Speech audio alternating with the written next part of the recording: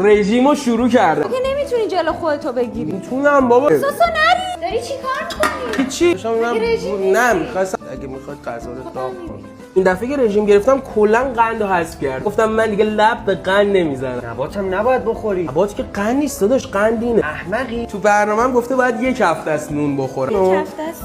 آره دیگه یک هفته است. 5 تا کفته است. نه حواسم هست بیشتر از یک هفته است نشه. اگه اینطوری کنم 2 تا کفته است میشه. پهلوام تو نرفته. نه.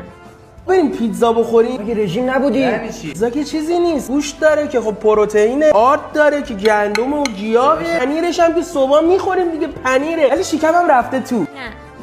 رژیم فاستینگ هم شروع کردم. چی هست؟ مثلا تو 10 ساعت تو روز هیچی نمیخوری. نه تو 10 ساعتی چی نخوردی؟ نه من با کمتر شروع کردم. ساعت؟ یه رو. امروز چیت دی ام. یعنی چی؟ امروز استراحتمه. دایی یه کوچولو جمع نشدم. نه.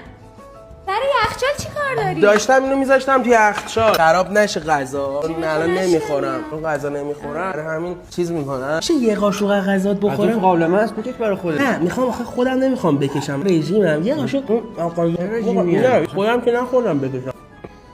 روز خیلی نخوردی؟ روزم تو چیت دی بودم دیگه استراحت. نه همش استراحت میکنی. نه خسته میشم فکر کن استراحت. رژیمو. بدنم از رو فرم میفته آخه. آره.